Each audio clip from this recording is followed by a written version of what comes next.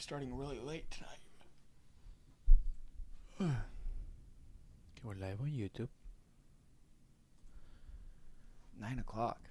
8:52. Live on Facebook.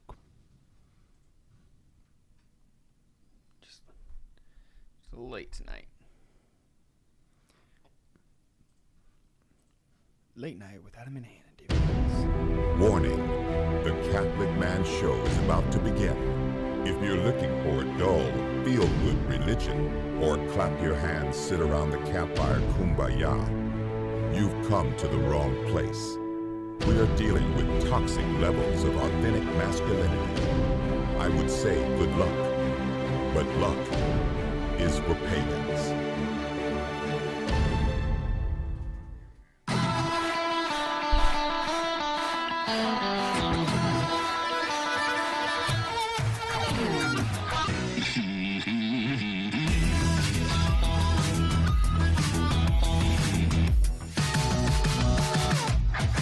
Welcome to the Catholic Man Show. We're on the Lord's team at the winning side, so raise your glass. Adam Minahan here, sitting in studio with David Niles. Here I am. Behold. Ecce homo. You know what? I haven't made the ecce homo joke in a long time. I should bring it back. Go ahead. You can't force it. That's not the way it works. Okay, fair enough. We also have Juan back in studio. Juan, it is great to have you back from Costa Rica on vacation. Glad you made it back. Glad you didn't stay. I was a little concerned. That was always Totally. an option. That was an option. Just send the kids after and then. And then just not come back. Yeah. But it's good to have you back. It's Welcome good, back. It's good for you to be here. Gracias. We're missing Jim. Jim is sick, so you can pray for him or not pray for him. That's your prerogative. Right, but I'd pray for him. Yeah, go ahead and pray for him. I mean, he'll be fine, but Yeah. pray for him. Sure. He needs it. He's a big sinner. So we, if this is your first time listening to the Catholic Man Show, we do three things. Some episodes. We used to do it every episode. We're doing three things today. Okay. The first thing we do is we open, review, and enjoy a beverage. The second thing we do is highlight a gear of some sort, and the last thing we do is have a topic that we discuss. See. This evening we're gonna kind of go a little bit off the beaten path. We've only done this one. We've only had this type of whiskey one time on the show. Twice, because we've done multiple Amrut. Okay, that's fair. Yeah. That is good distinction. Yes. So, but we're doing a whiskey from its product of India. Now, typically, when you say a whiskey from India, the first thing that comes to mind is Amrut, like you said. Yeah. Specifically, Amrut Fusion is the best, in my opinion, out of the 3 or 4 that I've tried. Yeah. I've only had 2, and I don't remember what the other one was other than Fusion, but it was good. But the Fusion is really good. Yeah, because it has the Indian fruits and things like that, but it also has the peat from Scotland. Right. So it's a peaty Highland almost. It's kind of is what it reminded me of. But tonight we're having how do you think you would pronounce that? Rampur? Rampur? I don't know. Rampur? Yeah, maybe. I'm not positive how to pronounce it. I don't speak Indian. Rampur. It's a double cask. And here's the tasting notes. Here, I'll let you pour it, David. I'll give the tasting notes. Happily. On the nose, it says a full-bodied aroma of tropical fruits, smooth malty tones, and oaky notes from double oak barrels. Create a different aroma of flavors. The palate says lustful elegance of sweet. Lustful? It does say lustful. I said that and I kept going and I was like, wait a minute, did it say lustful? Maybe it means like lusty. You know, like something. If you refer to something as lusty, it's like healthy and full. Okay. Which is like a totally different kind yeah. of understanding of a word. And it's an elegant of sweet fruits riding on rich sherry for a blissful nirvana. Nice. One almost Why is the band name there? Nirvana. Is Nirvana the name of a band or anything Yes. else? It is the name of a band, but it's also a word, which means like ecstasy, kind of. Yeah. I did not know that. Yeah. Yeah. And then finish says it's tantalizingly long, lingering, and generous. And I like generous. Like generous finishes. They paid a good writer. Yeah. So we're on the Lord's team. The winning side. So raise your glass. Cheers to Jesus. Cheers. So Okay, very caramely on the nose, I think. Sweet apple tart. Yeah. It does say fruit on the nose, doesn't it? Yeah, tropical fruits. I do get a little pineapple, maybe.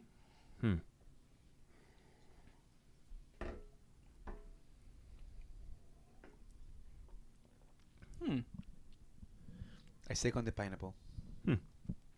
Very good. Very interesting. Little. It has like a pineapple upside down cake on the palate. You think so? I do. Okay. That is interesting. Mm-hmm. It does have a nice finish. Yeah. It was $70. Okay.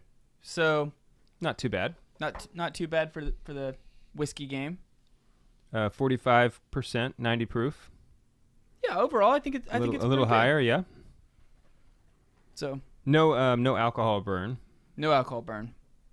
Yeah, I think it would be kind of like almost like a novelty type of whiskey to pull out, knowing that no one has probably tried this whiskey. Yeah. So even if you have some of your buddies who are whiskey guys, you have them over to the house or something like that. If you see this would be a good one to pick up because most people I don't think have tried this or even heard of the distillery. So, But if you want to do something really fun, yeah. you should come to Ireland with us. Yes. And we can all drink whiskey together. By the time this airs on our podcast, It's likely to be sold out. Yeah, or deadline will be very much close, like very close. Right. So This month is like you need to move mucho pronto. right because we're about to close the gates. Right. And once again, we're only taking 30 people, so it's going to be a very small group. So we're all going to get to know each other very well. We're all going to get to spend plenty of time together. You know, we'll be eating together most meals. Mm-hmm. So if you want to come, we're renting out like the distilleries. yeah, if you want to come hang out with us in Ireland, have celebrate the holy sacrifice of the Mass together, pray together. Father Sean Donovan will be our priest, Our chaplain, right, for thank the pilgrimage. Drink some whiskey together. It's gonna be a blast. Maybe have a few beers. I'm gonna go scout the land out. That's right. Yeah, you're getting ready to head out. Yes, with my beautiful wife, Lady Haley. Happy early anniversary. Thank you. Actually, it's late, but It already happened. yes. Well, I'm talking about the next one. Oh. Yeah, it's just really early. Hey, we also have a pretty big announcement.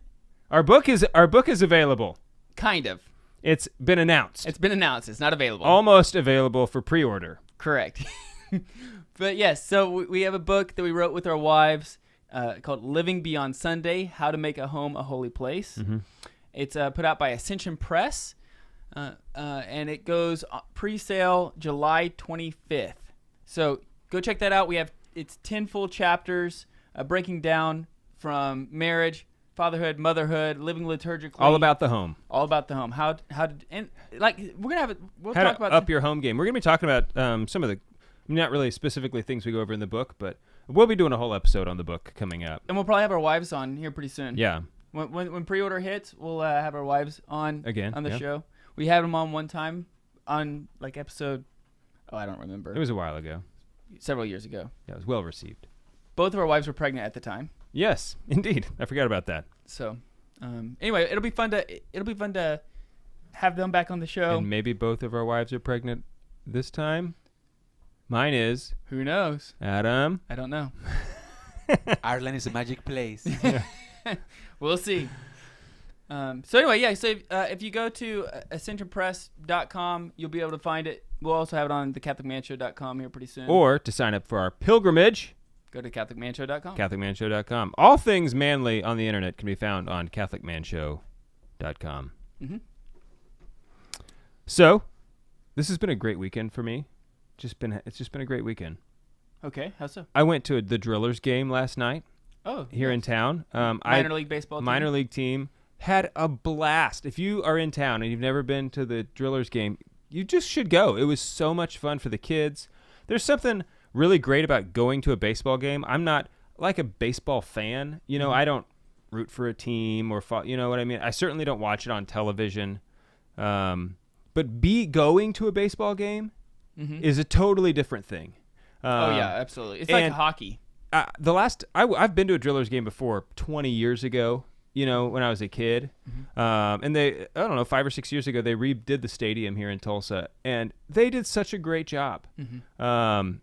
from every seat you have a good view, and there's just kids playing everywhere, right? So it was they've done, I think, a great job of making it a very family event. Mm-hmm. One thing I was surprised about, zero Pride mention, zero Pride Month mentions, or like no banners, no posters. Nice. Welcome to Tulsa. Yes. We're a family. We're a family place. Tulsa's a place to be. We're a conservative family town, people.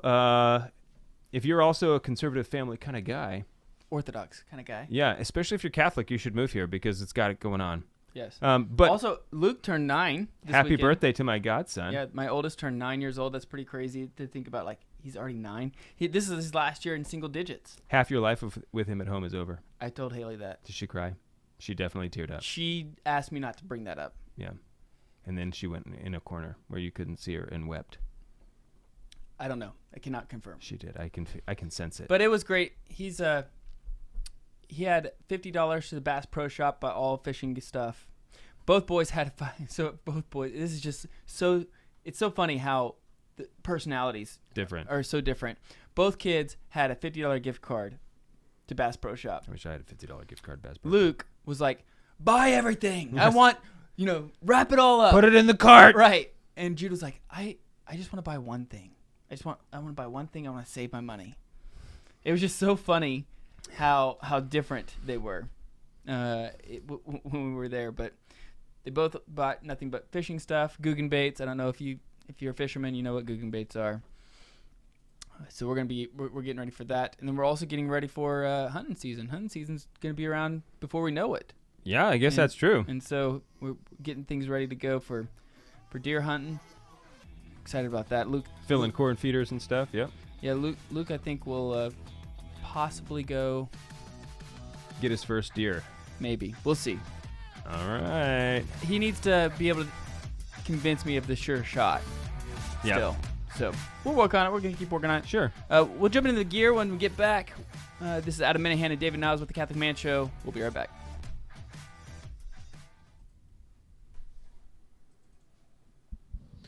Do you have any quotes or any material you want me to be ready for the topic? This is all from my own brain. I like this whiskey. It's got a long finish. 0 people. Nice.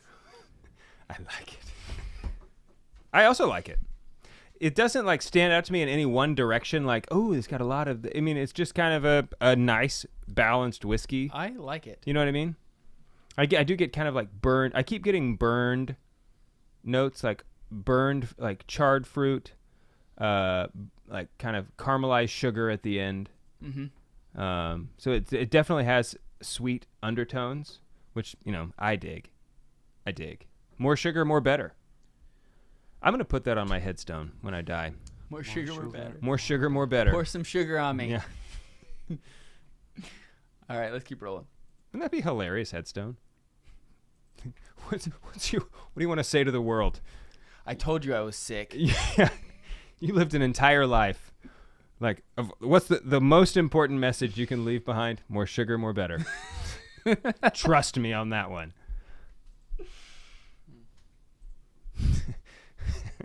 I told you I was sick is also pretty funny. I told you I was sick, but you didn't believe me.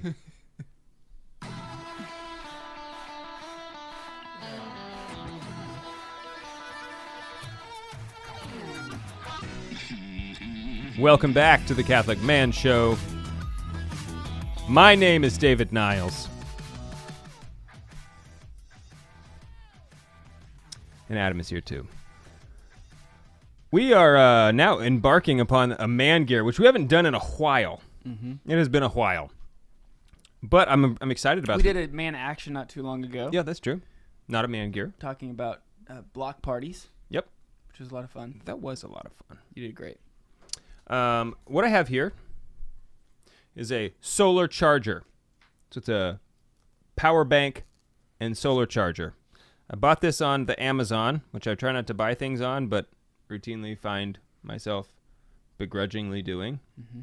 So it's got a power bank in here, but it also has 4 solar panels on it. They're little. Yeah, they're not very big. So I don't know. All in all, when you fold it all up, it's about the size of a big iPhone. It's right, exactly. It's thick. It's thicker than a big iPhone, but otherwise it's about that same size. But it folds up and Velcros. It's got like this, not real leather, but it's a fake leather, like kind of covering.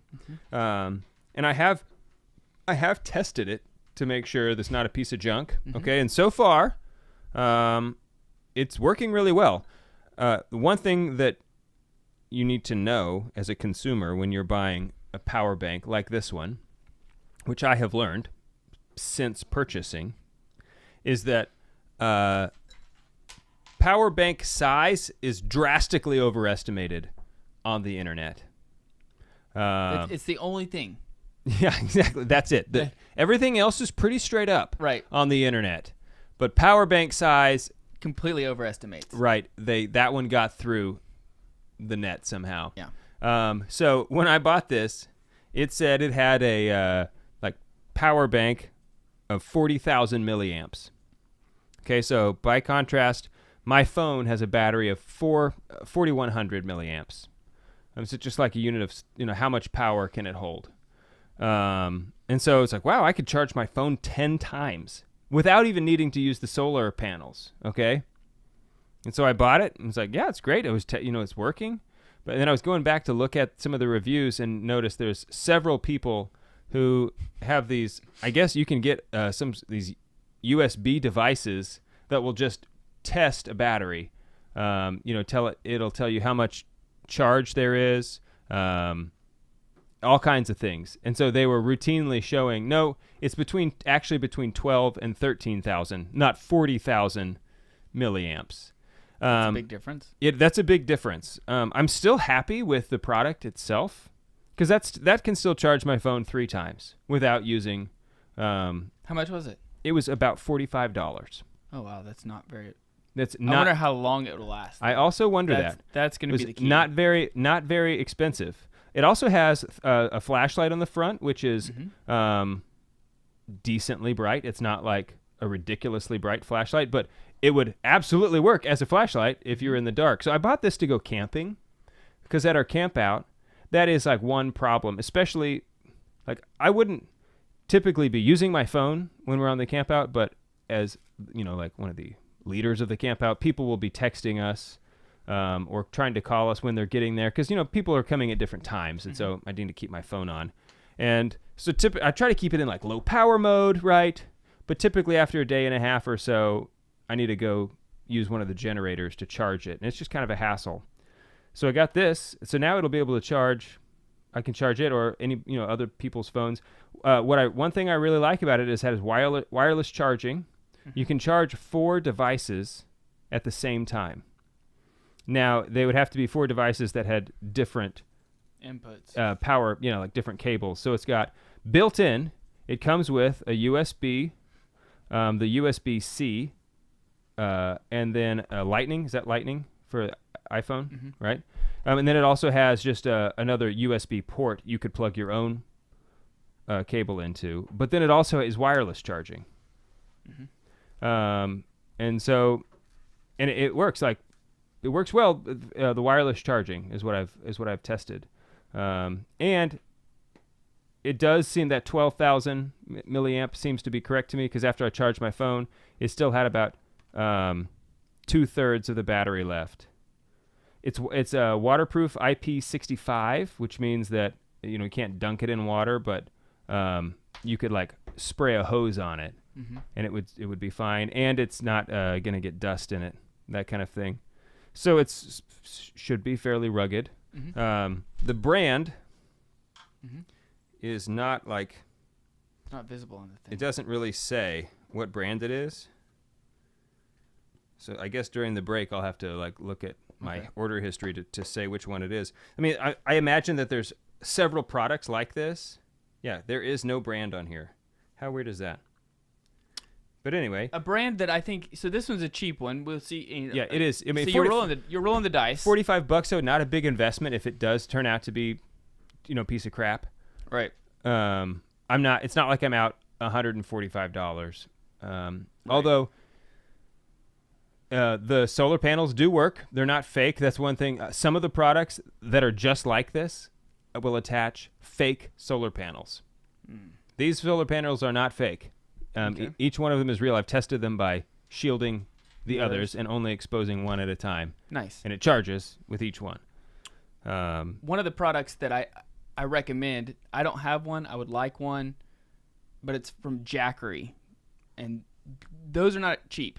They're high end, but they work really well. They have big solar panels that fold out. Oh yeah, I've seen those. And Deacon Garlic has it, and you can charge your laptop and your phone and a bunch of other things all at the same time, and it works really, really well.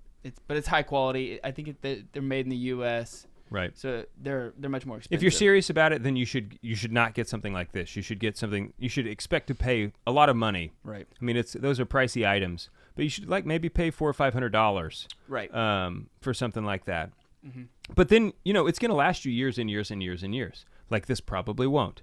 But my level of usage on this is going to be real low because I just wanted to go camping, and I don't go camping a whole lot. Right. I mean, I go camping several times a year. Right.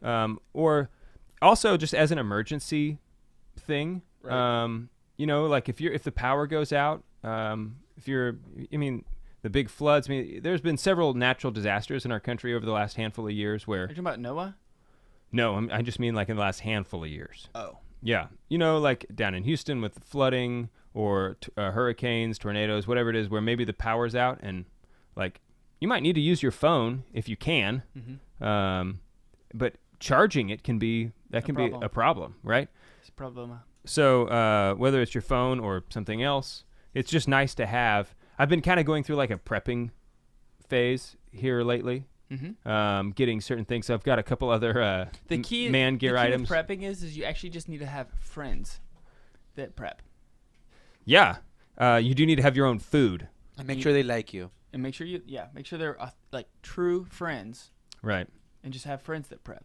Right. Just like you want to find a friend that has a boat, maybe a jet ski, a pool table, a swimming pool. Yeah. And just use theirs. I totally agree with that. What do you think about the Catholic Man Show Camp Out? Maybe people haven't heard of that before. Oh, if you've never heard of the Catholic Man Show Camp Out, you're missing out. So this year it will be in October, the first weekend of October. Is that right? Yeah. What is it? The 6th through 9th. We've been trying to move it into September, but our pilgrimage will be forced us to push the camp out back. 6th through 9th. The 6th through the 9th. So if you want to guarantee yourself a spot at the camp out, the best shot of doing that is becoming a patron, because patrons get the first crack at reservations.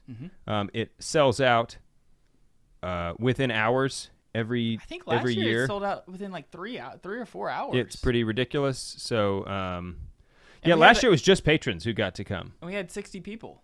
And that's basically going to be the way it is. So, yeah, if you're not a patron, then I highly recommend you doing so. And you want to come to the camp out, the only way to do it is to become a patron. I had some couple young men at Stillwater who sent word that they want to come to the camp out this year. It's like, well, I hope you can come. I want you to be there. However, you got to be a patron if you don't have to be, but you do, though. There's odds, yeah. So, also, it's free for all patrons. It's free for all patrons. What happens is we'll provide all the food and the beer. Thursday through Sunday, Juan cooks crazy meals. We also have other guys who come in, Tyler, Vincent, a couple other guys who mentioned. Jason in Louisiana said he was wanting to make some jambalaya for us one day. All so right. I think that we got several people who are kind of stepping up and being a part of the cookout part. But we also have we eat with the monks. We have live music one night, like Irish dance or not dancing, Irish singing, folk songs, cigar rolling classes. We the last few years we've set up a forge in the campsite, so if you want to forge some stuff, axe that's throwing. there. Axe throwing. Of course, we've got the yard games, the cornhole and all the stuff. Fishing. You can fish. I mean, so we typically go to Liturgy of the Hours together. We had 2-man cross-cut saws last year. Yeah, so I mean, we have a lot of it is a lot of fun, and it is a blast. I look forward to it every year. So much every year. Right. It's a lot of work, prepping for it. But it is a ton of work. The good thing about you guys coming is that you don't have to do any of it. Right. And if you're flying in and you need, camping gear, we've bought some extra camping gear, so you can have a tent or something like that. It's first come, first serve. But right. We don't have the signups available yet. In fact, just this weekend, somebody asked me, "Hey, do you have that registration available for the camp out yet?" And I said, "No, we will let you know because." It's a big deal. Like we'll have a countdown to the signups. Basically, the best way to do that is sign up for our emails because we'll definitely be CatholicManShow.com. CatholicManShow.com. Yeah, I actually can't wait. Like someday when this show ceases to exist, one of the things that I will really be bummed about, among many things. We can maybe keep the camp out going. Just have a Catholic Man Show camp out once a year. It won't be free anymore, Right. Okay, so when we get back, we're going to talk about prayer life. We're going to talk about giving a prayer life to our kids. That's right. We'll be right back. I've thought about that, like when the show finally ends, whenever that is, the things that are attached to this show that I really enjoy and look forward to. That'll be a bummer. We'll be like, oh man. We could we'll still have people on our email list, from the from the people who have come to the camp out. We could just send them hey. We're going to be camping at this time, But everybody brings their own stuff. You got to bring your own stuff, right? I don't know. Or pitch in something when you get here.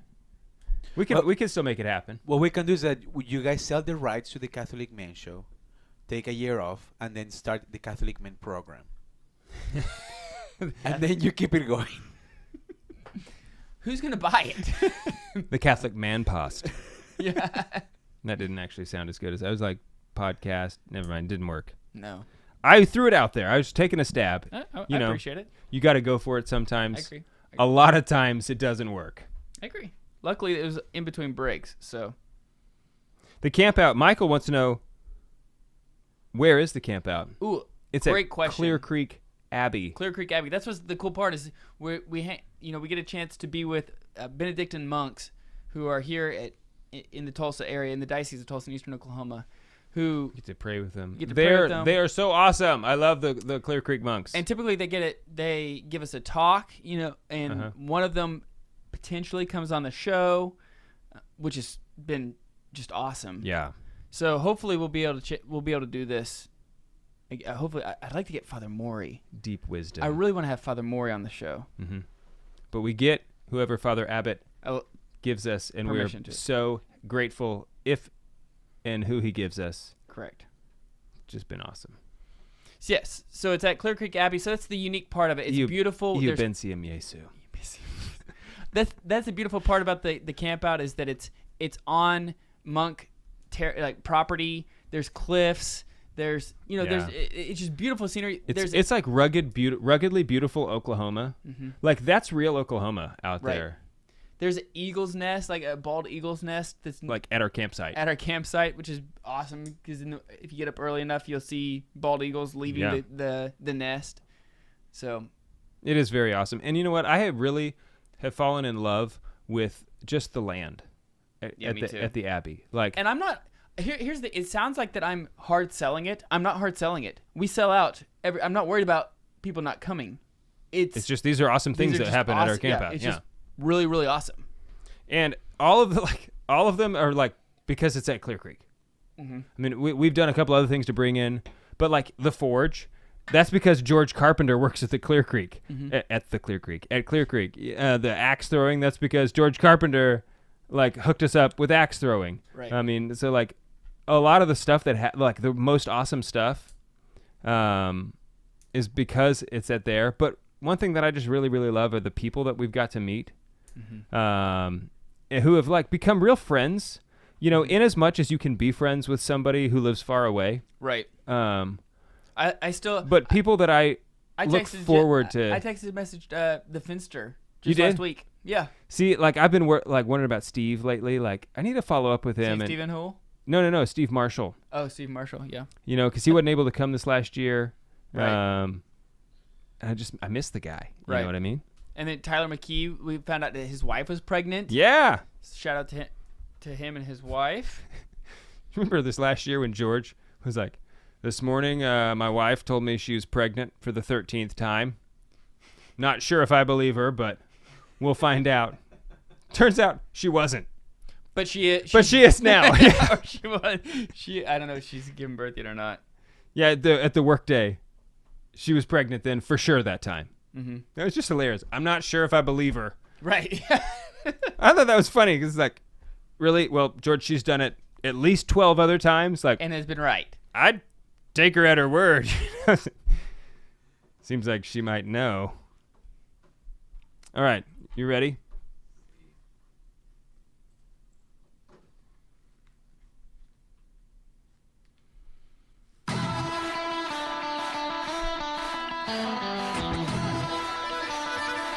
Welcome back to the Catholic Command Show. I would like to give a shout out. Shout it. I'd like to give a shout out to a man in Idaho who became a permanent deacon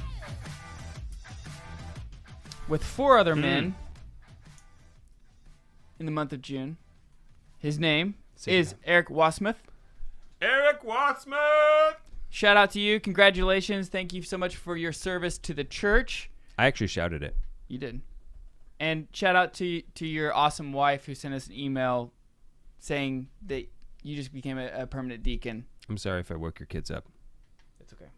That was not my intent. Speaking when I of shouted. kids, we're going to talk about how to give them a prayer life. Yes. I'm really excited about this topic. Me too, because I've instituted something in my own house that when I did it, like every now and then you'll do something with your kids and you'll say like, yes, this is good. This is like a good thing that I've done here.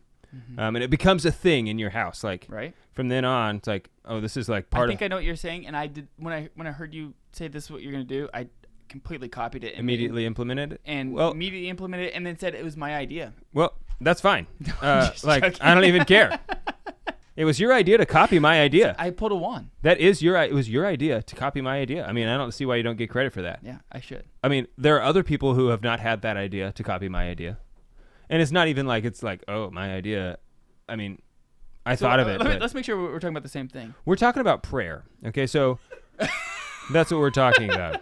You copying me? You're telling me that you pray now? You are copying me, bro. I am. Okay, so I want to give a shout out to Exodus 90. I know I have done this so many times, but I have a debt. I owe a debt to Exodus 90 for Injustice. changing You're my life. rendering something that is due to somebody else. I owe them a debt that I don't know that I can ever pay because they taught me to pray. Okay, so I'm going to give this just brief story again. Like for years I've been praying. I've had what I thought was a good prayer life. Prayed in the morning every day. Prayed a rosary throughout the day. Prayed with my wife at the end of the day. Dedicating, a sizable, what I thought was a fair amount of time, prayer every day.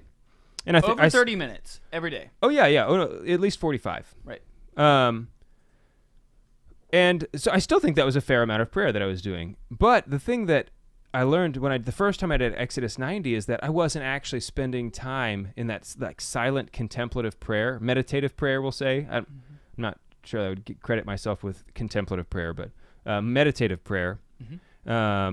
Quiet time with the Lord. And during the first Exodus, my first Exodus, it just changed. My whole life changed. And I found that was one of the hardest disciplines for me to do. But it was also my favorite one, right? And so I've kept doing that every day since. And it's just totally changed my life because I found I didn't actually have like personal relationship with Christ. That I'm now building day by day, right? And I'm growing in because I'm setting aside this quiet time where I can just rest with the Lord, ask him questions, just be with him, And so it just has impacted me so much. My spiritual life I've grown, and I wanted to think about how can I give this to my children, because a prayer life is a gift. Everything is a gift that we receive from the Lord, right? But that training that Exodus 90 gave me was one of the greatest gifts I've received in my life, because it just taught me to love and know Christ, right? And so I was just trying to think about that. How can we give our kids a prayer life? And so I wanted to come up. I wrote down some things. So before we get to the big reveal, my big idea, which is actually not a big idea. It's a very simple idea. But I want to talk about some other things that we can do. Because before you go and just do the things that we're going to talk about, you need to start with a base, right? And so like everybody's kids, you're probably different ages, right? So if you have a 2-year-old, you're not just going to say like, all right, we're going to kneel for an hour a day. So obviously you need to teach your kids the basic prayers, the Our Father, all the little kid prayers. There's a lot of merit in knowing those. But I think that one thing that we can start to do at an early age is practice silence. And that kind of takes different forms for different children who have different temperaments. If you have a melancholic child, they will probably be a lot, they might receive silence a lot more than more energetic temperaments. Mm-hmm. But this is the one thing I really love about the Catechesis of the Good Shepherd, if you have that program in your area, just because that whole thing, the whole program is structured around the fact that you're in an oratory, that, when they go to their class, they're really like kind of structured around, like almost like they're in church. So they use whisper voices. Like the whole thing is supposed to be quiet, and you're working, you're not playing. And so Atrium. that in the atrium, thank you. That's what they call it, in the atrium. So that's a really good program that is doing things to like help teach silence. Adam, you've had other ideas about silence for your kids. Yes. So this comes up in our book that we recently wrote with Ascension Press as well. But one of the things that somebody told me when we first had Luke was that children don't learn to be quiet in Mass. They learn to be quiet in the home. They don't learn to be quiet in Mass. In Mass.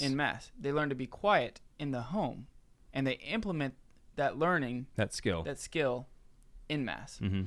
And so what we decided to do was, after dinner, we would have all the kids quiet time in the living room. They could have a book. They could do something. They could be active, so to speak. They could be doing You can something. play Legos, right? But they had to remain silent. Mm-hmm. And so it just taught them that you had to be quiet. Mm-hmm. I think that it's very interesting that children naturally gravitate towards, it seems like, a relationship with Christ.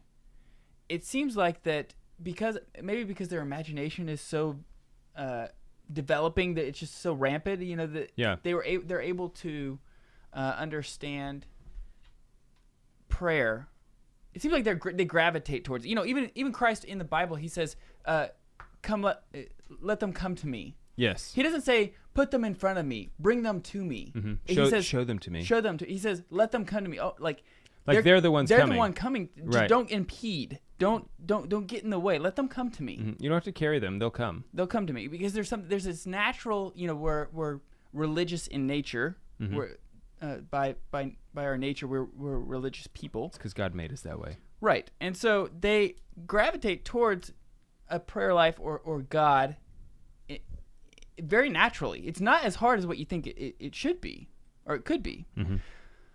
So I just find that very interesting, that sometimes we actually make it more difficult. And this is also why I think, because they're so innocent, because they're so, they've been baptized, they've been alleviated of original sin, and they are now in a state of grace where they can continue to grow. State of pure innocence. Of pure innocence. And this is why I think Christ made it very clear that what happens to people who destroy children's innocence. Yeah. I mean, he does not speak very kindly, or he's very clear. Like who teach little ones to break the law, to not follow his law. It'd be better that they had a millstone around his neck. Right. And so I think this is why, as parents, it is very important that we take this very seriously, of guarding our children's innocence, of making sure that they're growing in a relationship with Christ. Because Christ says that if you don't do that, it's one thing I pray for every day, is for Christ to guard my children's innocence. Because they play with neighbor kids, right? Like the Minahans. Yeah, like your sons. Yeah. And like I remember being a kid and learning things from friends, that like I think that's the way, kind of it goes from kids. You do learn things from your friends, good things, bad things, in between things, right? And so like I just pray that every day to guard their innocence, because I can only do so much. Right. I cannot say no, you don't have any friends, because, and it's like, no, all of your interactions with your friends will be chaperoned. Right. That's just not practical or healthy. I also try to pray daily for guarding them against their first mortal sin. Yes, I do too, which is a good prayer. So silence is it's very important. Sorry, I sidetracked us. It's okay. But if you're uncomfortable with silence, then you're going to be uncomfortable with the kind of prayer that we're striving after, because ultimately the goal that we're talking about here today is not just learning the Our Father, learning the child, like rhyme prayers that are very lovely, but you want to, not that the Our Father is a child prayer. No. But the other prayers that like now I lay me down to sleep. Those prayers. Ultimately, that's a good starting place, but we want to get to that point where even as a young child, they are developing a habit of this quiet, daily, meditative prayer, right? Creating that space for that still small voice to come and speak to them. Yeah, I mean, you mentioned Montessori earlier. I mean, in Montessori, the school of thought is that all children are seeds. I think that's the actual term that they use, right? And so, because they are all seeds, they can be planted in rocky soil or rich soil, sand. They can be planted in all these different things. And as parents, that is our goal: is to take our kids and plant them in the rich soil. Create the fertile soil. The fertile soil. A good culture. Right. And so, and that's what in Montessori, that's what they're talking about. This is why they're silent when they're doing things. They're working on things. And so, as parents, we need to be able to provide our children with that opportunity for them to flourish in prayer. Now, I also want to make sure that we understand that they're not little adults. Right, they're children. They're children, right? I'm talking about children right now. Right, me too. But that's what I'm saying. Like, you don't approach prayer the same way that I would, like, currently, as I'm trying to grow in my spiritual life. I don't approach prayer the same way as I would with them. I know we've got the break coming up, but another great thing to do is teach your children good classic hymns, because it teaches them the vocabulary of praise, a higher level of vocabulary with which to bring to prayer themselves. Dulia. Yeah, exactly. So we'll be right back.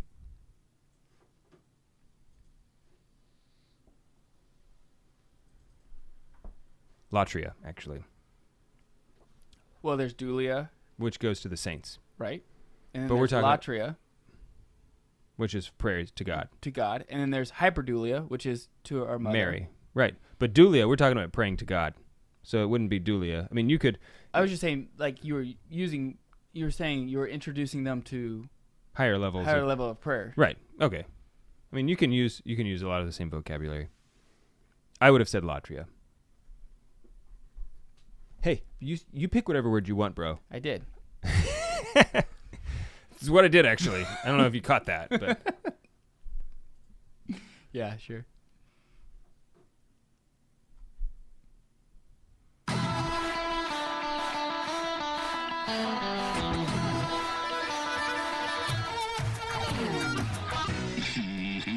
Welcome back to the Catholic Man Show. I'm David Niles, here with Adam Minahan. We've got Juan Posada on the buttons. Talking about giving your kids a prayer life. In the Gospels, Christ uses he teaches a parable about the 7 virgins with oil and without oil who are waiting for the arrival of the bridegroom. And the foolish virgins do not have extra oil. And so when the bridegroom comes, they ask the wise virgins for some of their oil, and they say no, because there might not be enough for both of us, and they send them away. Say, go buy some of your own. Of course, when they do that, and they come back, and the gates have already been locked, and they can't get in. It seems like the wise virgins are being mean. I think the takeaway here from this parable is that I cannot give you my relationship with Christ. Okay, you need to go and get that yourself. Okay, just like I can't give you my relationship with my Father. You need to get your own relationship with my Father if you want a relationship with Him, or my relationship with Adam, which is a great dude. Right. No, I was talking about your dad. Yeah, both of you are great dudes. Yeah, I'm all right. Yeah, no, I'm a big fan of both of you guys. Yeah. And so we cannot just simply we can't give you, I have a prayer life, let me just give it to you, right? And so it needs to be instilled. It needs to be given in a way that they come to learn it themselves, that kind of gift. So let's just talk about my idea, and then we'll talk about some of the other things, some of my other notes, because I don't want to like try to cram it in at the end. Can I give one more?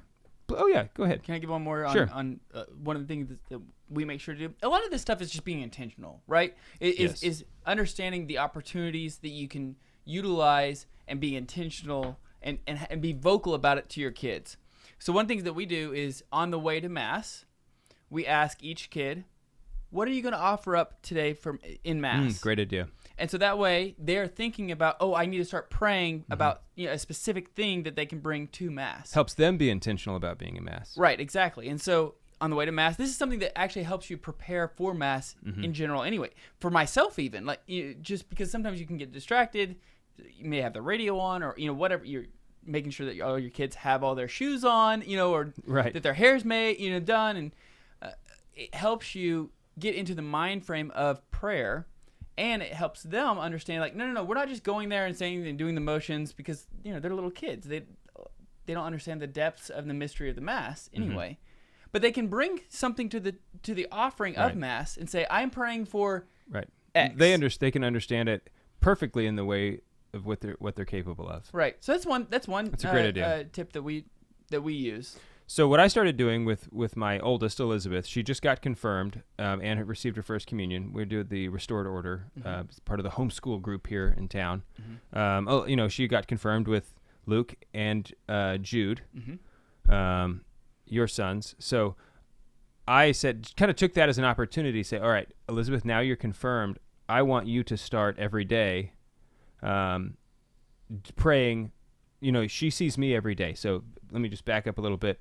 For the last few years, since I've started Exodus 90, every single day, almost, when she walks out of her room in the morning, I am right there kneeling at our little oratory doing my morning prayer. And so she sees me every day praying, every day. So she, in her mind, that's what a father does. That's what a person does, right? I've been blessed to be able to set that good example for her. And so I told her, every morning when you wake up, I want you also to pray. You're 7 years old, so I want you to pray quietly for 7 minutes. Not saying Our Fathers, not doing those, just sitting there and talking to. I want you to just be quiet with Jesus.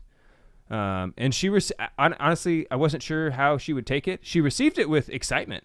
I think part of that is because of the fact that she has seen me now for 3 years doing it. And so I think now she kind of views it as like, a rite of passage, I'm growing up, I'm doing more of what Dad does. I'm doing, of what these adults are doing. And so I was very excited that she received it with excitement. She immediately went into her room and put together her own little oratory. She took all of her that's awesome. Little sacred images and put them all together. And she does get frustrated because it's in her room. I've been trying to convince her to move it out of her room because sometimes she'll be like, Bernadette won't be quiet. I'm trying to pray, Right. But she has been very faithful to it, and I've been just so proud of her. And so as she turns 8, then it'll be 8 minutes. So I think that's a good rule of thumb. As you get older, learn to pray more and more. Just because you have the capacity to do that. And so I'm very excited. And in fact, my younger daughter, Mary, has also started doing it, I think, with less dedication. She's 5, and I'm not enforcing. I haven't, asked her to do it. So if she does it sometimes, that's great. If she doesn't, that's not great. But what I also want to do is start giving Elizabeth a little bit more of material. And what I mean by that is I want to start giving her a question. So Elizabeth, this is the question I want you to ask Jesus today in your prayer. And then I want you to wait for his answer. Just sit there and listen. Why did you die for me? How much do you love me? How have my sins affected you, Jesus? I don't know what the questions will be. I'm just kind of making these up off the top of my head. Things that will encourage her to speak directly and listen directly to our Lord. Because I think that's really it's a better thing to do, to be asking questions of our Lord instead of praise is great. I mean, praise should certainly be a part of your prayer life. But ultimately, if you want to come to know Jesus, you need to do more than just praise him. You need to let him speak to you. So like asking him some good questions, I think is a really good way to spark that. Hopefully, after a while, she won't need any prompting anymore. She'll just kind of have learned the habit. And so what are you doing? I mean, I think you're doing something similar. Yeah, I mean, that's actually really good. I didn't know you were asking questions to prompt her on that. I think that's a great thing to do. Mm-hmm. When you told me this, and I was like, yeah, because we were talking about what should we do, not a rite of passage, but what should we do to make sure that this is a big deal for them to receive, obviously, Holy Communion and being confirmed. They need to know that this is a big thing. What should we do to make sure to up their spiritual game, so to speak, their spiritual life? And you mentioned that. I go, oh man, that is great. So what I did was I typically go into work early every day. I stopped for a full week going in early. In fact, I asked for permission to come in late a couple days. And so in the morning we would get up so that you could be with your kids in the morning. Be with my kids in the morning. So we would get up at 7. Mm-hmm. They would. I would already be up, but they would get up at 7. We got them an alarm clock because that was a big deal. They hadn't had an alarm clock since that one that when you're training them, right? Yeah, when you're training them to not get out of their room. Yeah, they haven't had one since then. So they got an alarm clock, which was a big deal for them. Set it at 7. I said at 7:00, you will get out of bed, and then by 7:02 we will start prayer. Mm-hmm. And I would be outside the room at about 6:58. You get up at 7. You go to the bathroom, right, and then we pray. And so I told them that I only instituted 5 minutes to start out. I like the age thing. Yeah, I also started off. I didn't immediately implement the age thing. That's a good plan. Yeah. So right now they're still doing 5 minutes. I think that's fine. But I told them that at the very beginning, you ask for forgiveness of all your sins, and anything that is on your heart that you may have committed, last night or the night before, or that you can remember, and ask for his forgiveness. Then thank him for the day that you have, and then ask him what you want him, like what you should do today. Yeah, perfect. And that's the 5 minutes that they are called to do. So I sat in the room with them for the first week. I would go up to their room basically at 6:59, hear the alarm go off, wake them up, hear them wake up. We start prayer at 7:02, and then at 7:07 we end. Mm-hmm. And I did that for 7 days, every day.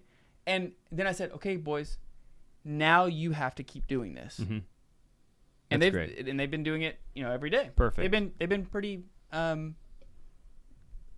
good about it. And even if they do start off like just saying prayers, saying, that's great. But ultimately the goal we should all be striving for as our kids get older, whatever they're ready for, is that silent contemplative prayer, right? Mm-hmm. A couple of the things I just want to mention before we run out of time here. One of them is reverence, like when we pray in general. One thing that I think a lot of parents make the mistake in is thinking that their children are too young to be held to a certain standard in prayer. They're still young. I'll let them run around while we pray or whatever. We do that. My 2-year-old doesn't kneel, but very soon he will. Mm-hmm. By the time they're 3, they've been kneeling for a while. So when we pray at the end of the night, we kneel because prayer is reverent. Okay, like the way you allow your children to behave in Mass says a lot about what prayer is. Okay, the way your outward conduct reflects your inward reality. If you allow your children to be silly, wild, wiggly during prayer, it's like when you get together to pray as a family at the end of the night for a few minutes with your kids, probably less than 5 minutes.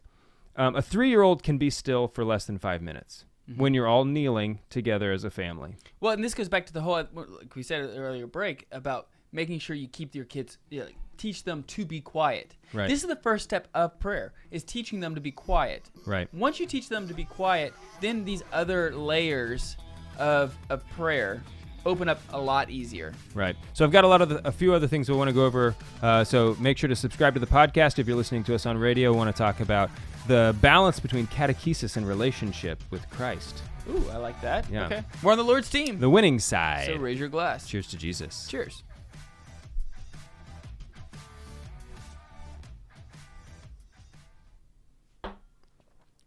Okay. Would you like to revisit this, Juan? Mucho, por favor. Be my pleasure to reintroduce you. I really like the idea of planting the question into your child, like you had mentioned. I like that idea. I may try to implement. Give that. them something, and it can be the same question for multiple days in a row. I mean, that's what we're. My question, and I didn't really think about it as a question. What do you want me to do today? What do you want me to do? No, today? that's great. I mean, that's perfect. It's very practical, and that's a great thing for us all to ask. Mm-hmm. I think that what we should do is give our kids some questions so they think about during prayer. That way they are not so lost and their mind is not going everywhere. So you give them some questions. What do you think, Adam? Dude, that sounds like a unique idea. There, I don't think I've ever heard that before. There was this old FedEx.com commercial. I don't know if you remember this, where there's a board. They're at the board meeting, and the president. I actually thought you were being serious for a minute. I knew that he was not. And I was like, Juan, this is what we've been talking about. Literally for like the what last he just 5 said. minutes. For 5 minutes we've been Okay, going before over we this. started recording, Juan was saying that I've been ripping off his jokes. Maybe I have been. I don't know. So it's possible I've been ripping off Juan's jokes and not giving him credit for it. Not on the show, right? Not on the show. Good. Just in real life. Just in real life, which is not as important. So there's this old FedEx.com FedEx commercial where they're at the board meeting. They're like, look, our margins are squeezed. We're losing. What can we do to save some money? And some small town guy at the table says, maybe we could open up an online account with FedEx.com and save 15% on all shipping. And then the guy at the head of the table, who's clearly in charge of the meeting, goes, all right, here's what we're going to do. We're going to open an online account with FedEx.com and save 15% on all shipping. And as soon as he does, everybody at the table's like, oh, great, yeah, oh, great idea. And the guy who said it first, he said, you said the same thing I did, except you did this. No, I did this. No, I did this. Yeah. And the guy next to him goes, it makes all the difference. I do remember that. It was a great commercial. It's also like The Office when Andy says, how about we have our answering machine have a little bit more zing and pep? And then Jim says, how about we have our office answering machine have a little bit more zing and more pep? And Michael Scott's like, that's what I'm talking about. Oh, it's classic. Yeah. Anyway. The Office. Okay. So we talked about insisting on reverent behavior during prayer. I do think that's so important. So I think the atmosphere of Right. where you pray plays a lot. It's kind of like the medium is the message. Right. Right? Like if you have candles, if you have incense. exactly. If you have, the atmosphere, right. If you have holy images around, the crucifix, things around that gear them towards reverence. So in my house, even my 3-year-old will get in trouble if they're talking during prayer or not kneeling. And this is a pet peeve of mine, especially when I see adults do it. Okay. If your bottom is on the pew, you're not kneeling. And in fact, I think it's more disrespectful than continuing to sit. Because it's oh yeah, it's like being fake. It's sort of like being lukewarm to me. Oh yeah, I'll kneel just to make it look like to these other people around here that I'm kneeling, but I don't really care. It's I'll see men doing it, and they're not in a wheelchair. Obviously they're kneeling, okay? But what I mean is they're not physically disabled. They walked in and out of the building, right? They're regular people, but oh, you're not man enough to just kneel. it's incredibly insulting to yourself, but it's an act of disrespect. And I'm not accusing these people of being intentionally disrespectful, because I honestly think they haven't given it much thought. They're just lazy. So like, if you're one of those people who kind of sits on the pew when you're kneeling, you're just lazy and you need to stop it. Something that was really cool today in Mass. Here's a cool story that happened. Okay. And this is why it's important to make sure that your outward presence reflects the inward reality. Mm-hmm. So this is why, like, your children are watching you. After communion, after the priest gets everything cleared off the altar and he goes back and he sits in his chair, Luke whispers to me. He goes, "He's like our spiritual father. When he sits, we sit. When he stands, we stand." Yes. And I was like, yes. I don't know why that's just now clicking. We've been talking about this a lot. Like, this has been something we've talked about for years and years and years. But for whatever reason, like tonight, it clicked. And that's when you looked at me like, son, you are ripping me off right now. But it was so. And he goes, no, I did this. No, I did this. It makes all the difference. Right. But I had this like sense of, okay, he's paying attention. He sees, and it reflects what happens at our house. Right. Right. If we're at the dinner table and we're finished dinner and it's time to pray, and I stand, everybody else stands. Uh-huh.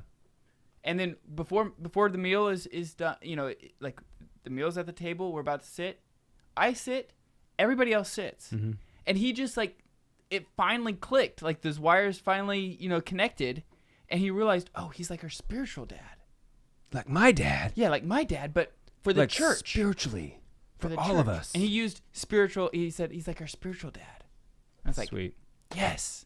But I'm saying that only to say that children very much pay attention to what's going on and how you reflect on your prayer Their life. brains are making connections all the time. Right.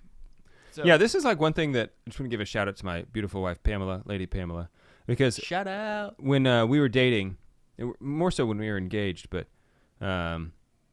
like we would go to Mass a lot. We didn't have kids, obviously. And so, but she would always wait to kneel until I kneeled. She wouldn't stand until I stood, right? And like one day I just shared with her how honored that made me feel. It just, as, like the person who is, seeking to guide her through life, that she was giving that deference to me, that when we're in Mass, she doesn't stand if I don't stand. She doesn't kneel if I don't, my posture is her posture. Mm-hmm. And like, that's one of the things about her that makes me feel very loved, that she, it also is a like, big responsibility to you. It is, but that she like it's freedom to her. It's responsibility to you. It is. I agree. But it still to this day makes me feel very honored as her husband. You know what I mean?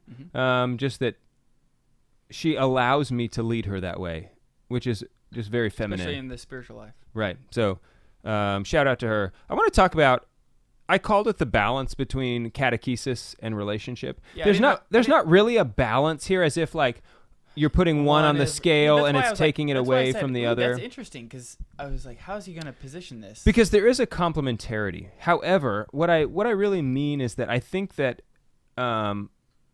there is today a notion of, if I teach my children about the faith, I have done my duty.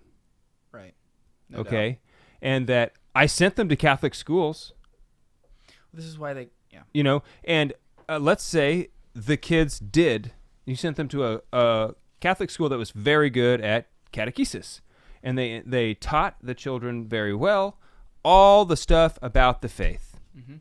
Learning about the faith is important, but is infinitely less important than knowing Christ as a person, because you can actually know very little about the faith, the head knowledge, the precepts, canon law, the like liturgical feasts and the seasons, even all the beautiful things about the church. You can know almost nothing about that, but have this deep mystic relationship with Christ. Many saints have. Right. Who have been ignorant of many things about the church. And so they're not. It's not. Like, oh, you have to choose one or the other. It's not a. It's not. I'm kind of drawing up a false dichotomy here in that. But what I'm saying is that there is this. I like fallacies. Yeah, me too. They're very effective. I'll tell you what, they sell. Yeah. But there is this notion, I think, today that, by passing on the faith, what we need to do is teach children about the faith. Right. What we need to do is teach children to know Christ. How do you do that? By teaching them about his church is a very important way, because you can't love a person that you don't know. Okay, and we come to know Christ in and through the church. Totally on board with that. I'm not denying that at all. But you can't teach the stuff about the church. The only reason you do that is so that your child or the person that you're teaching can come to know Christ. Otherwise, it's totally worthless. You could have there are actually atheist biblical scholars. Mm-hmm. There's actually a lot of them. Mm-hmm. People who are of they have the most knowledge about the Old Testament, and they're atheists. Mm-hmm. Now, I will say that it is very easy to teach your children about the faith when they're young.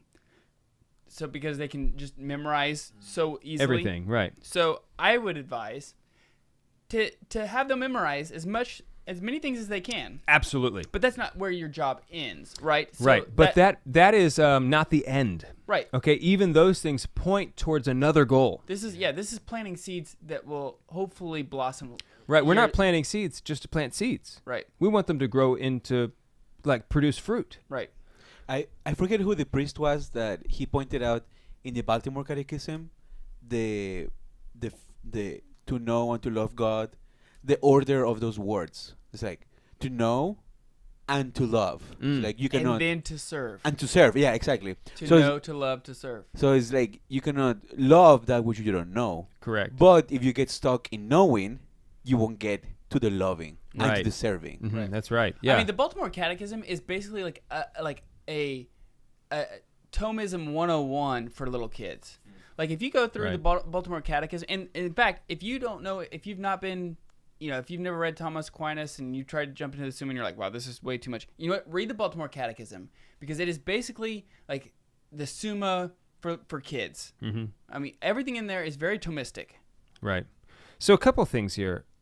Passing on a prayer life to the kids. If you're not praying every day, then you're not going to do it. If you don't have a prayer life, You're going to go to hell. then you probably will. If you do not have a prayer life, you will probably go to hell. I do not in any way deny the endless mercy of Christ. But if you're not willing to pray and to love him, then what makes you think that at the end of your life you are going to die in his love? Mm-hmm. I don't think that you will, unless you change, unless you have a conversion, right? So first, you need to have a prayer life. You need to be modeling that prayer life for your children. That doesn't mean that I understand that I have a great gift that my children get to see me pray almost every day. And other people's schedules don't. I don't expect that another person's schedule affords that great opportunity. But your children should know that you pray every day. Mm-hmm. They should know that you pray for. If you're not praying for your children every day, then you're a failure as a father. Maybe you didn't know that. Maybe no one ever told you should be praying for your kids every day. That doesn't mean you're not a failure as a father. I mean, if you're trying to build a car, and you know all about how the wiring goes and how to build an engine, and you start building this car, but you just simply didn't know that you're supposed to put tires on it. That it's a failure of a project to build a car. A car without tires is a failure of a car. Okay, so I'm not accusing you of being a failure. It's not your fault, but you have to be praying for your kids and for your wife every day. Otherwise, you're a failure as a husband and a father, because that's your job, and you're failing at your job. So, you need to be doing that. Your children need to know that you're praying for them. Your wife needs to know that you're praying for her. And then your children are your first project of evangelization.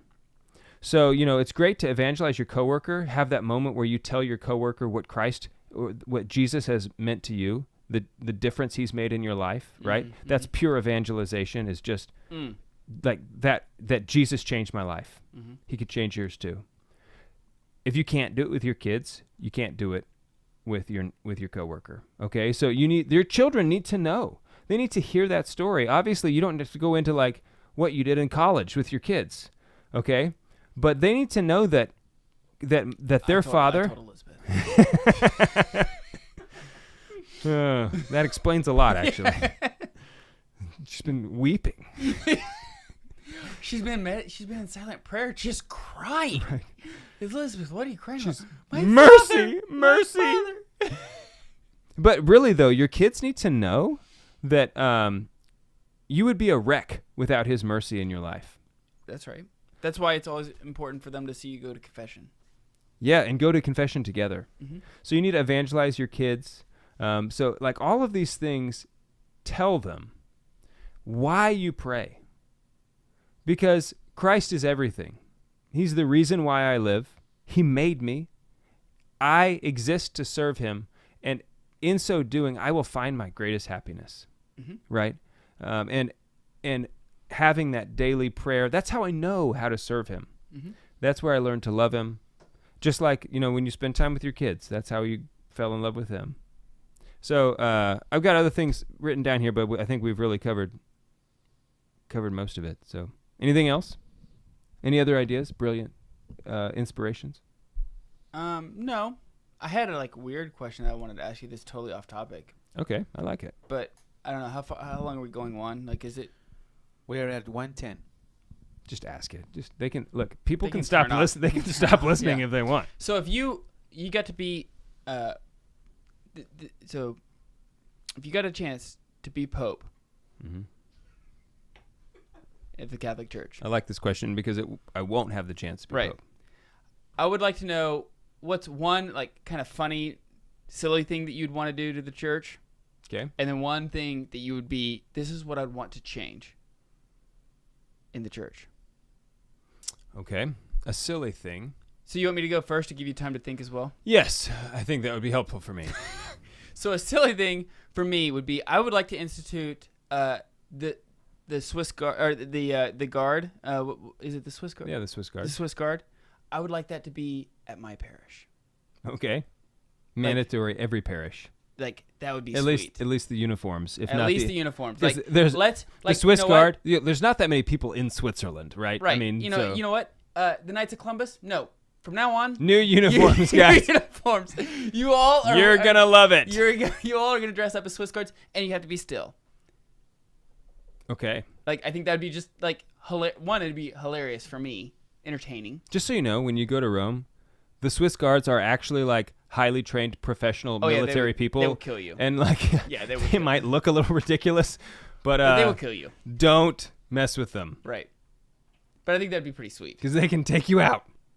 I think that'd be pretty. That would be pretty sweet. I think That'd be you fun. definitely generate some buzz. Yeah. Yeah. Okay, and the other thing? My more serious one. Yes. I would fire everybody in the Vatican Sweet. and just start over. Like firing squad or No, not firing squad. No, I would just fire everybody. Uh-huh. It's even if it means that, you know what, for a month or 3 months or whatever, this program isn't going to run, or this ministry is not going to be effective. So, I'd be like, that's okay. I'm okay. Sometimes you have to have a hard restart. Right. How important are these departments anyway? Let's start over All from right. foundationally. No communications are going to come out of the Vatican for a few months. Who cares? Right.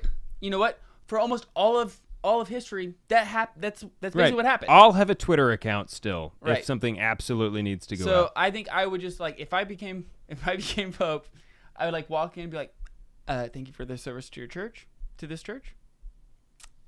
Your services are no longer needed. Yeah. Now that doesn't mean I wouldn't hire these people back or whatever else, but I would. Right. So you do the thing where it's the default is everyone's fired and you'll be rehired on a case-by-case basis. I mean, odds are I would not rehire them, Right. just based off of how things are going.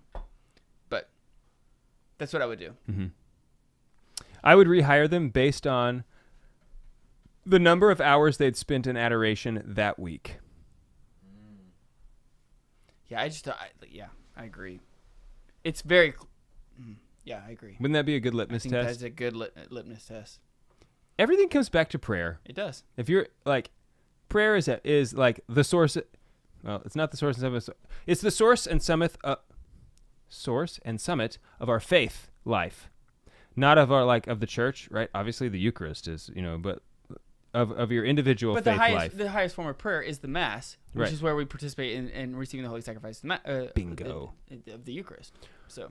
So a silly thing I still haven't come up with yet. Juan, what about you? I think I'd reinstitute clown masses. Juan, do you have something? A silly thing and a serious thing. I have a serious So thing, but for the serious thing, I would reinstitute the Friday Lenten, the Friday fast, under pain of mortal sin. Ah, okay. See, and then for silly thing, the fast or abstinence, abstaining from meat. Which one? both. Both. Okay. Yeah. Wow. Well, I mean, the fast and the abstinence. Yeah. These are two different things. Yeah, they're different things. That's I right. think abstaining was actually the. Is that what you meant? The no meat on Friday? Fridays. I mean, the no meat, but now that I think about it, I'll throw in the fast as well. Okay. Nice.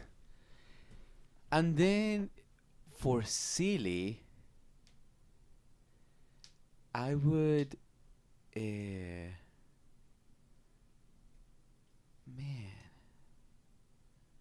would. Okay, I know what I would do.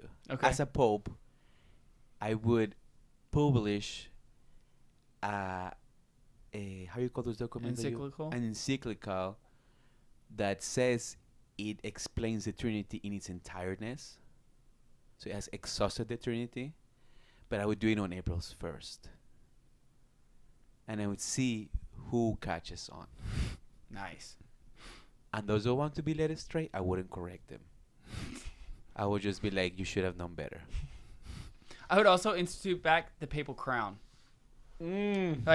Dude, we are just missing out. They're gonna look back, all these epic pictures of popes with these papal crowns on their head. It's like, that, dude, you look awesome. Yeah. That looks epic. And then we stop doing it, and they're gonna have this blip in history where it's I don't know when they stopped doing that, but I think it was John the 23rd. so It's been like 100 and some, just 100 years or so. okay. So the papal states, Leo the 13th had it. the failure of the papal states had nothing to do with it. I don't know. I don't know what. I also don't know. I thought it was more of we're gonna be humble and. Yeah, You can be humble with a crown on. Yeah, because it's not about you. Right. The thing is it's not about you. Yeah. Right. It's exactly. It's about. Getting rid of the crown is actually a very prideful thing to do because you think it's about you. Right. I mean, and the crown just looks epic. It does look awesome. So I know what mine are. Okay. Silly thing is I would mandatory for all cardinals mustache. Mandatory mustache. Maybe get rid of the hat and replace it with mustache. And that only cardinals can rock the solo mustache, and it's mandatory. This would also ensure that we never have any women who make it in. I don't think you could ever be a cardinal. No, bro. dude. I can grow a mustache. You could grow a mustache. I can grow a mustache. And the thing is, maybe a cardinal grows a really bad mustache. All the better for him. Right. Okay. Yeah. Humility. Right. Humility. It's sort of like the Philip Neri. Philip Neri. Thank you. When he'd have people shave half their beard and stuff. Right. The serious thing I would do is I would want to implement the year of justice. We've had mercy. Let's have a year of justice. It's called reckoning. Yeah. And the year of restitution. Because, and I would want to do this obviously under the inspiration of the Holy Spirit. Make sure it's done well, which I could do. I would, have the charism of infallibility as under the Pope. Not that it's the year of justice is infallibly declared, right? But yes, I would want that. I just I feel like we've swung too far to the soft side of everybody can receive communion, Which is and it's you look at specific politicians like Nancy Pelosi who are outspoken and who have really doubled down lately on their support of abortion. I mean, It's like if that's not giving scandal, what is? Right? If that is not outward public mortals like grave matter, and for the sake of the faithful, and for Nancy Pelosi, for her a mercy for herself, because I want her to go to heaven. Right? Oh yeah. I want her to go to heaven.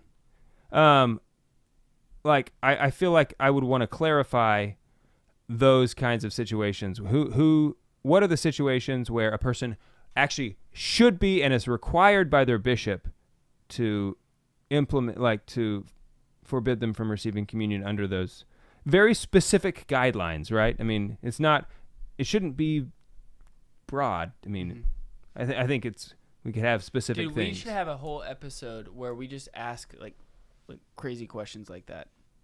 That's what I would do. I don't know. Probably nobody would be interested or care, but like it'd be fun for me. It would be fun. We can make it a 3-parter, bro. We have enough material.